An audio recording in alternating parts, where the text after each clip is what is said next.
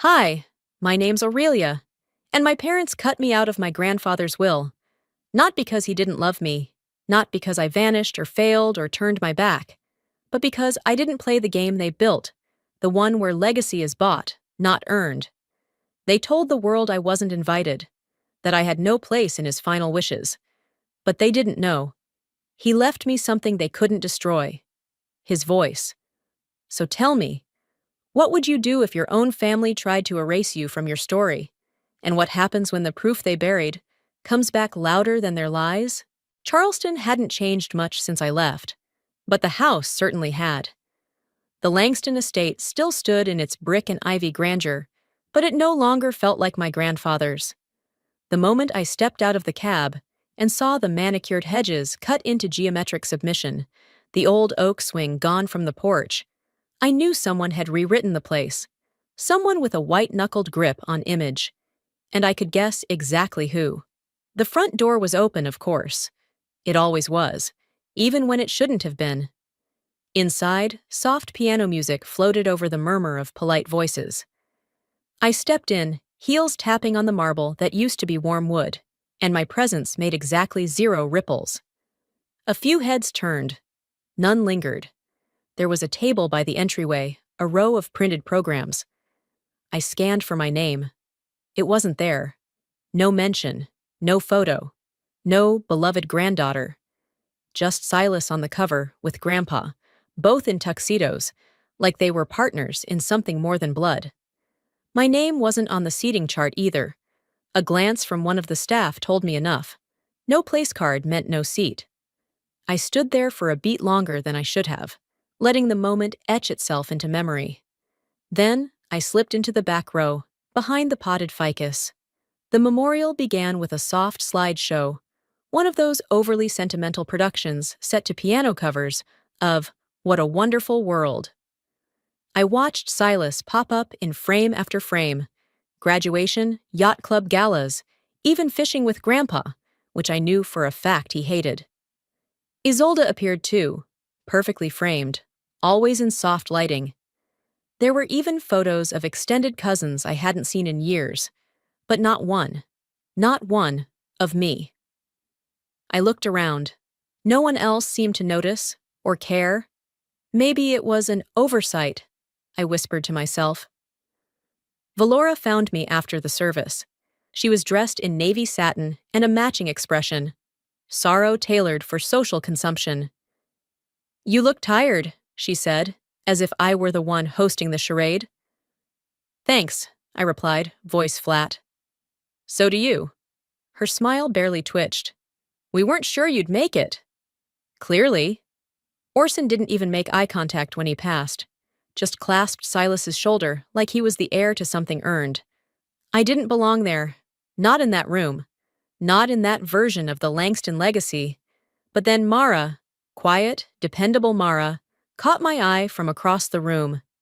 She gave me a nod. Subtle, barely noticeable. But it anchored me. Later, I caught fragments of conversation as I passed through the kitchen, headed for the side door. A cousin muttering, "Did she even get invited to the will reading?" Another replied, "I thought it was just for the family." I paused by the stairwell. Family. That word felt heavier than it should have. Back in my rental car, I sat staring at the wheel for minutes, maybe more. The house stood behind me, silent and self-satisfied. I pulled out my phone, thumb hovering, then hit play on the voicemail I'd saved for 6 months. His voice crackled, warm, a little breathless. "Aurelia, I know I've said it before, but I'm proud of you. No matter what happens, you're still the one I believe in." I didn't cry. I gripped the steering wheel until my knuckles turned white. That night, back at the cheap inn I'd booked last minute, I checked my email out of habit. There it was, a message from Langston Law Group. Subject: Will Reading Invitation List. Final confirmation. I clicked it open. My name wasn't there. Not Aurelia Langston. Not any variation. They'd really left me out. I slept restlessly that night. The kind of sleep that isn't really sleep at all. Just blinking through darkness. Your body still, but your mind wide awake. Morning came before I was ready, and the sun pushing through the thin curtains didn't ask if I wanted to face another day in this house. The estate was already alive with movement when I stepped out of the guest room. Distant voices, the clinking of silverware, soft-soled footsteps of staff prepping breakfast that tasted like obligation. I moved quietly through the hallway, just trying to breathe without bumping into another reminder that I didn't belong. I didn't mean to eavesdrop, but I froze just outside the study when I heard Orson's voice, that carefully measured tone he used in legal depositions. The key is to tighten the public narrative before Friday. We need unanimous optics. Silas laughed. It's already handled. The Langston Foundation website goes live tomorrow. Press release drafted. All I have to do is wear the pin. I peeked through the crack in the doorway and saw him holding it. Grandpa's Langston legacy pin. The same one Walter promised me during our last real conversation. He said it was mine to wear when I was ready to lead. Silas clipped it onto his lapel like he'd earned it. Then Orson said it. Cool, flat, dismissive. She was never built for this. I walked in. They both froze, mid-sentence, but neither moved to apologize. Silas offered a half smirk, and Orson stared at the papers in front of him like I didn't just walk into the room. So, I said, I take it the family meeting's still happening. Must have slipped your minds to include me. Orson glanced up, voice even. We didn't think you'd be interested, Aurelia. You didn't think I'd be worth the seat. He said nothing. I didn't give them the satisfaction of storming out. I left slowly, with my back straight, like someone who knew she still had cards to play. Dinner was more of a performance than a meal. The table was long, the dishes overdecorated, and Valora's smile thin as rice paper. Isolde sat across from me, sipping wine like it was a shield. Silas kept adjusting the pin on his chest. Then Valora produced a small velvet box from her purse. Silas, she said, your grandfather would have wanted you to have this. He opened it and held up Grandpa's antique pocket watch. I recognized the scuffs on the case instantly. He'd let me hold it once, told me the family history behind it, the weight of generations in my palm. He'd said, one day, this'll be yours. You'll know when it's time. I couldn't swallow. My throat dried up. I stared, unmoving. No one looked at me. Not Valora. Not Silas. Not even Isolde, though her eyes flicked in my direction, just once. Later, back in my room, I unpacked slowly. I wasn't even sure why. I wasn't planning on staying long. At the bottom of my bag was a photo curled at the edges. Grandpa and me sitting on the edge of his dock, fishing poles slack in the water, neither of us caring if we caught anything. I remembered what he said the day that picture was taken. Don't let them define you, Aurelia. Not even me. I sat down at the small desk and opened my journal. Title: When You Are the Ghost in Your Own Home. I didn't write anything else, just stared at the page until the lines blurred. Morning came, and with it, Mara. She knocked once, then opened the door without waiting. A small tray balanced on her hand, a cup of tea I hadn't asked for. Brought this by mistake, she said softly, eyes never leaving mine. She placed the tray on the table, then added, He didn't forget you. I stared at her.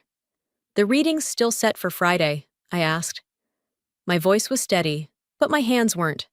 Mara hesitated, then nodded. She stepped back toward the door and slipped a folded piece of paper onto the desk before leaving without another word. I didn't open it right away. I needed air. I walked the grounds, through familiar paths, now edged with trimmed hedges and ornamental plants Walter never would have tolerated. The rose arbor was still there, though, wild, stubborn, beautiful. He planted it for my grandmother, told me he never touched it because she wouldn't have wanted him to. As I passed, I caught a voice around the bend. Silas. Once the paperwork clears, we'll get the Riverside deal going.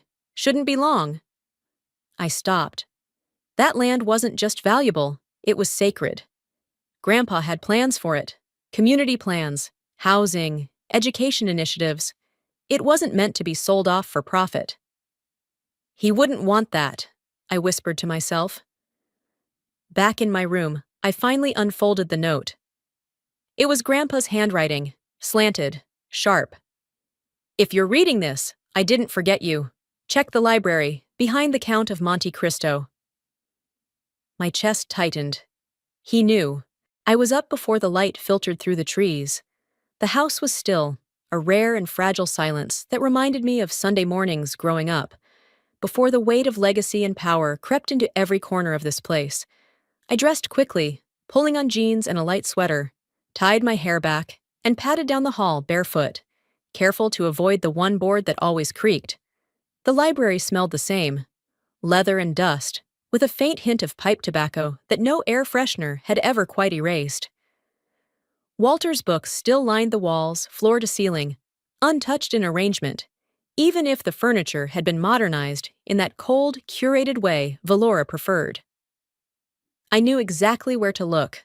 The Count of Monte Cristo sat 3 shelves up, slightly off-center, his favorite novel. I reached for it, fingers brushing the spine, and hesitated. For a moment, I imagined him watching me from his favorite chair, raising an eyebrow the way he did when I solved a puzzle faster than he expected. I pulled the book. It came free with a soft thud, and behind it, nestled between the wood and the wall, was an envelope. I slid it out carefully, unfolded it. Inside was a hand-drawn map of the Riverside development land.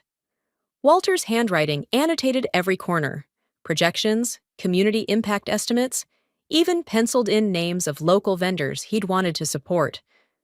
Only he and I ever talked about those plans. My throat tightened. I turned to sit on the nearby leather chair, the map trembling slightly in my hands. As I leaned back, something else caught my eye. A framed photo on the adjacent wall, slightly crooked. I stood to adjust it and froze. It was a family portrait, one I remembered clearly. It had been taken on Walter's 80th birthday. We'd all been there, dressed up for the occasion. I was standing between him and Isolde, his hand resting on my shoulder. Only now, I wasn't in it. The space where I should have been had been expertly edited out, seamless to someone who didn't know the original. But I knew. I remembered the dress I wore, the way Grandpa made me laugh right before the photographer snapped the shot. They hadn't just excluded me from the future, they were erasing the past. My hands clenched. For a few seconds, I just stared. Then, like muscle memory, I walked to the opposite side of the library and opened the small desk drawer where Walter kept flash drives. I'd seen him put them there 100 times. There it was. A small silver one, labeled simply, Her. I didn't waste time.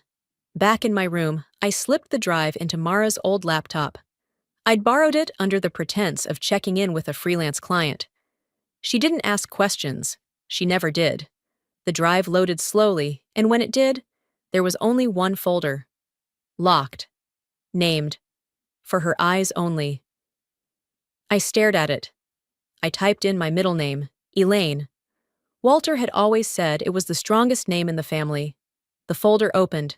Inside, spreadsheets, legal files, PDFs of scanned documents bearing Walter's signature, property transfers, business filings, timelines, all meticulously prepared. My name was on every line that mattered. I didn't fully understand all of it yet, but I understood enough. He'd planned for this. I leaned back and hit play on the last voicemail he'd left me again. I'd memorized the words, but hearing them over this made them feel new. No matter what happens, you're still the one I believe in. He wasn't dramatic. He never made threats, never raised his voice, but he knew how to move in silence. And now, so would I. I returned to the library just before lunch, acting as though I had forgotten my phone charger. I retraced my steps, returned the book. As I did, something on the underside of the shelf caught my eye. A strip of tape. I peeled it back. Another note, written in trembling pen. If they cut you from the photo, it's because you were always the focus. I held it for a long time, smiled, not because it was funny, but because he knew me too well. That evening, there was a knock on my door. I opened it to find Mara, not meeting my eyes. Her voice a whisper. "It's not safe to keep those on your laptop," she said. "Meet me before breakfast." I didn't hesitate. I simply nodded. As she turned to leave, I said it aloud for the first time. He really did plan this. Mara was waiting in the garden. Dew still clung to the grass, and the sky hadn't made up its mind between blue and gray. She stood with both hands clasped around a steaming mug, eyes sharp beneath her calm. "Before anyone's up," she said, and handed me a second USB drive. I took it without a word. She followed with a neatly folded document, a short list of file names, notes, and one sentence underlined twice. "He kept a mirrored backup, encrypted. You've already seen some of it, but there's more. Legal level more." I scanned the list, eyes catching on familiar project codes. One line caught me. "Langston Riverside Revocable Trust, transferred 74 days before DOD. You're not the only one watching," she added softly. "Valora's got her hands in places she shouldn't. So does your father. Don't think the law firm's clean either." I felt the weight of what she wasn't saying. Someone had helped them. Someone with a key. "Let them underestimate me," I said. "That's what he counted on."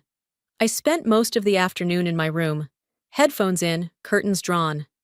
The second audio message from Walter was rougher than the first. Recorded from a hospital bed, I could tell, but his voice didn't waver. "The Riverside property," he said. "They'll try to liquidate it. That land was meant to house families, not fund legacies." He paused, breath-catching. Then, "This is for you to protect, not them to inherit." I sat still for a long time after it ended. For the first time, my grief wasn't just sorrow, it was fuel. Later that day, under a different name, one Walter had pre-authorized, I walked into the office of Langston's private banker. The receptionist hesitated, then let me through. The man behind the desk looked like he hadn't expected me. His eyes narrowed slightly, but he stood. "My grandfather's records," I said. "You were told to release them to me." He didn't argue. Within minutes, I was staring at folders full of transactions. Walter had moved core Langston assets out of the company months before his death, into a trust. With me listed as sole beneficiary, the will was theater. The real story was already written. On my way out, I passed Isolde in the hallway of the estate. She looked at me the way a cat watches a bird. Not hostile, but not kind either. "I heard you were at the bank," she said. Her tone was even, but I caught something else beneath it. "Looking for truth," I replied. She tilted her head. "Be careful, Aurelia." Then she walked away. That evening, I passed the open sitting room and heard Silas on the phone. I ducked behind the archway. "We're greenlit," he was saying. "Once the paperwork clears, we push the Riverside deal. She has no clue." He laughed. The kind of laugh people use when they think no one else matters. I pulled out my phone and texted Mara. "I'm ready." That night, I placed the briefcase on the edge of my bed and sat with my journal. I opened it, turned to a blank page, and wrote slowly, carefully, like a signature. "Tomorrow I speak." Then I closed it, stood, and looked at my reflection in the dark window. My face was calm, but my eyes burned. I took my time dressing that evening, not for show, not to impress, just deliberate. Black slacks, a dark silk blouse, low heels. No jewelry except the watch I wore on instinct, not because it meant anything anymore. Grandpa's watch was on Silas's wrist now, but tonight I needed to feel composed. Whole. On the desk, 2 briefcases. One held copies of every document, email, and recording Walter had entrusted me with. The other, my insurance, contained the originals, locked and backed up 3 ways. I'd learned from the best. "They wanted a ghost," I murmured to the empty room. "They'll get a reckoning." Downstairs, the kitchen buzzed with a strange tension. Valora was directing the house staff like a campaign manager prepping a photo op. Fresh flowers. finger food no one would eat. Every glass polished like it might be in tomorrow's society page. "Is this a breakfast or a press event?" I asked, stepping into the room. Valora turned, her smile already armed. "You know how things are, darling. Legacy must be maintained." "Whose legacy?" I asked. Her lips twitched. "Still defensive, I see. You always misunderstood what legacy means." "No," I said calmly, stepping closer. "I know exactly what it means, and that's why I won't let you touch it." She bristled, eyes narrowing. "Don't start something you can't finish." I held her gaze. "I'm not starting anything. You already did." She turned her back, murmuring something to the housekeeper, but I saw the flicker of unease. I wasn't shouting. I wasn't crying. That scared her more. Later, I stood just outside the dining room and queued up the audio Mara had helped me capture. Valora on the phone 2 nights ago. Confident, careless. Once she's out of the picture, we finalize the Riverside sale. Richard's sentimentalism dies with him. I didn't press play. Not yet. Just kept it loaded, visible on my phone screen. A warning more powerful than any threat I could speak. Isolde found me in the hallway. "If you go through with this," she said softly, "you'll burn every bridge."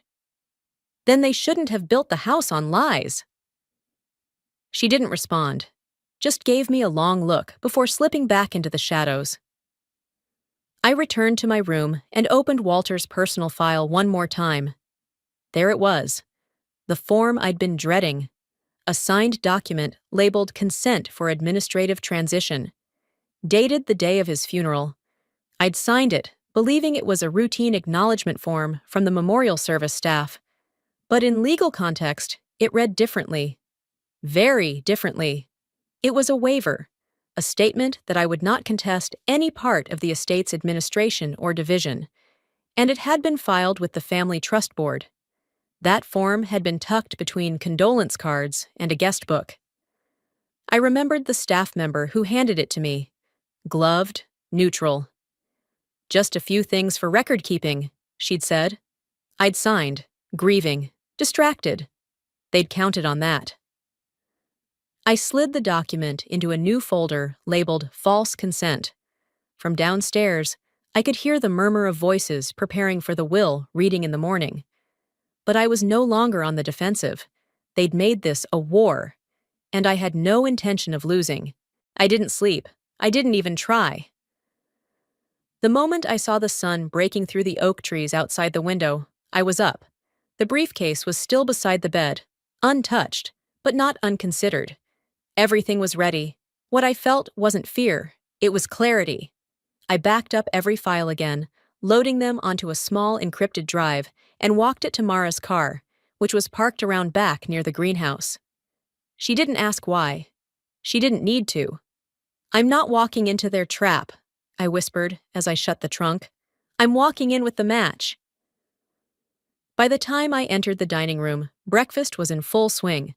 Valora stood like a hostess at a curated brunch, laughing lightly with 2 distant relatives who'd never visited before, but suddenly seemed invested in the family story. Silas was already at the head of the table, crisp in his tailored navy suit, flashing Grandpa's watch like a medal. He leaned back, sipping coffee like he had already won something. "Glad you could join us, Aurelia," Valora said without turning. I didn't sit. I walked to the center of the table and placed a printed photo on the linen. Walter's signature at the bottom.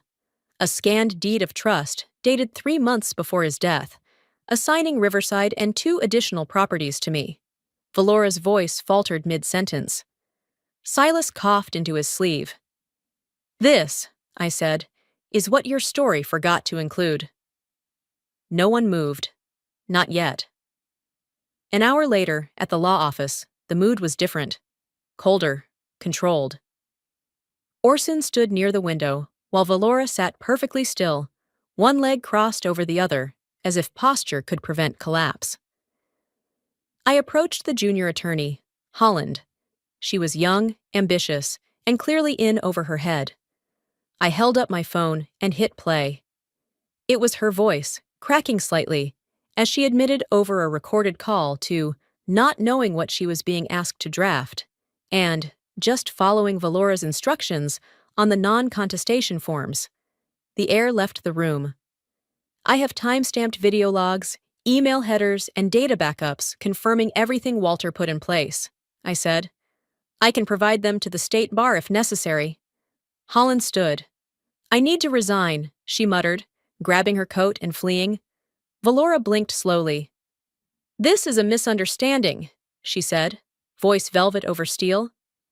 The law won't misunderstand it, I replied. Orson finally spoke. This is going to damage the family name. I turned to him, calm. You sold your pride. I kept my promise. I opened my laptop and projected a digital petition, already signed by over 200 Riverside residents who opposed the luxury development Silas had quietly promised to outside investors. We launched this campaign today, I said. The public knows who was supposed to inherit this legacy. Then I displayed the consent form they'd tricked me into signing, the one they buried in funeral paperwork. This, I said, holding it up, is what they used to silence me. Gasps echoed in the room. The lawyer overseeing the reading looked pale. Given these developments, we may need to pause proceedings and re-examine the estate documentation. Valora stood, slow and deliberate. You don't know what you've started. I met her eyes. No, Mom. You started it. I'm just making sure it ends. The boardroom at Langston Law Group was too quiet. The kind of quiet that made people pretend to be comfortable, shifting in leather chairs, rustling papers just to fill the air. I stepped in last, briefcase in hand, every eye turning like I'd walked in holding a detonator. Valora was seated dead center, wearing ivory with a brooch I recognized from the estate safe. Orson beside her, jaw tight. Silas leaned back confidently, hands folded like someone awaiting a trophy. I chose the chair directly across from them and placed my briefcase on the table, not touching it again. The executor began reading the will. Formalities. A few charitable bequests. Then, to my wife, Valora Langston, I leave. I let him continue. Silas received a collection of properties, Isolde a few personal items and stock options. I was not mentioned. When he reached the closing statements, I spoke. Calm, clear. Before this reading is considered final, I have something to present. Heads turned, some with curiosity, some with annoyance. I opened the briefcase, withdrew a flash drive, and handed it to the executor. Play this, please. He plugged it in. The screen at the head of the room flickered to life. Walter appeared, gaunt, older than I'd seen him last, but his voice still held steel. If you're watching this and your name isn't Aurelia Langston, you're trespassing on what was meant for her. Gasps. A sharp inhale from Orson. Silas shifted, finally losing his casual posture. Walter continued, stating without ambiguity that Riverside, the downtown holdings, and the Langston archival estate were to go to me, not through the will, but via direct transfer. Documents backed it. Dates, signatures, all captured on video as he explained each step. The room cracked open like a fault line. Valora stood. This video wasn't reviewed through official channels. It's inadmissible. I turned to the executor and opened a second envelope. This was? Inside, a notarized letter. An anonymous family associate, confirmed by legal witnesses, detailed how Valora instructed key staff to suppress Walter's last directives and replace the visible record with an older version. The executor read the letter silently, then nodded. This signature and timestamp align with Mr. Langston's final week of mental clarity. We will need to suspend review. Orson's voice cut through. Video evidence has no legal weight without proper chain of custody. I didn't flinch. The estate paralegal who managed Walter's directives can testify to chain of transfer. She's prepared to sign an affidavit. The room changed shape in an instant. A few board members stood. Some walked to the side of the room, whispering to each other. A cousin leaned back from Valora's side and didn't return. Walter's friend, Mr. Darby, who'd sat through every Langston dinner for 20 years, nodded once toward me. A simple, solemn thing. I stood. Not to gloat, not to gloat. You didn't just try to erase me, I said. You tried to erase the only part of this legacy that wasn't for sale. The executor straightened his tie, finally speaking with certainty. This reading is suspended pending further legal review. You'll all be notified. The room didn't empty as much as it leaked. People moved in clusters, eyes darting, loyalties quietly recalculating. As I gathered my papers, I felt a presence behind me. I turned. Isolde. She didn't say anything right away, just held out a small worn notebook, leather-bound, pages dog-eared. Walter's handwriting peeked from the edge. He wrote about you every week, she said. He was right to choose you. I took the journal, holding her gaze. No apology, but maybe something better. The boardroom emptied slowly, like a ship taking on water, passengers unsure if they should jump or stay seated. Some left without speaking. Others lingered near doorways, watching Valora for cues, but she said nothing. Her silence was colder than anything she could have spoken. The executor gathered his folders. This reading is suspended pending review of all newly submitted materials, he said, formal but tight-lipped. I didn't wait for acknowledgement. I turned to him and Isolde. I'd like to speak with you both, privately. Minutes later, we were in a smaller conference room across the hall. Just the three of us and the hum of a ceiling fan above a too-polished table. I reached for my second briefcase, unclasped it, and pulled out a manila folder with Walter's signature embossed on the flap. This is a notarized transfer of Riverside, the downtown properties, and the estate holdings, I said. Walter moved them into a private trust. All of it, to me. 3 months before he passed. The executor read in silence. Isolde didn't touch her tea. It was never meant to be debated, I added, not raising my voice. This wasn't an inheritance. It was a decision. He looked up. This changes everything. I know. Isolde finally broke her stillness. From her handbag, she pulled out the leather notebook I'd seen her clutch earlier. Her fingers hovered before she let it go. He kept this beside his bed, she said. I never read it, not until yesterday. She flipped to a marked page and handed it to me. Aurelia is the only one who understands this legacy's weight. I thought I was protecting his name, she said softly, but I was just protecting the comfort we'd built around it. She didn't say sorry. She didn't need to. Some things carry more weight in silence. By late afternoon, I was back at the estate. The house felt different. Not colder, emptier maybe, lighter. I walked room to room, not searching, just remembering. The parlor where Grandpa used to nap. The side sunroom Valora had turned into a reading nook for show. The old study that once felt like Command Central and now echoed too clean. Outside, the rose arbor still bloomed wildly. I knelt beneath it and placed Walter's final letter, folded and sealed, into the hollow of the small cedar box we'd buried together years ago. A time capsule, now closed with intent. I didn't come back to win, I said aloud, not knowing who I hoped was listening. I came back to make sure he wasn't buried with lies. The next morning, with Mara's help, I recorded a short statement and released it publicly. This legacy will not be flipped for profit. It will serve the community it helped build. I offered Valora a legal allowance, more than generous, but she would no longer be tied to the company, to the holdings, or to decisions that shaped what Walter spent a lifetime creating. She never responded. But sometimes silence is louder than outrage. That night, I sat alone in the guest room, the journal in my lap. I'd flipped through some pages, but now I reached the very last one. His handwriting had thinned near the end. If she forgives, she will lead. If she doesn't, I understand. I closed the book, pressed it to my chest. I forgive, I whispered, voice barely there. But I don't forget. A month later, Charleston had turned the corner into early summer. The air hung warm, but not heavy, and the birds outside the guest house window stirred me awake with something gentler than habit.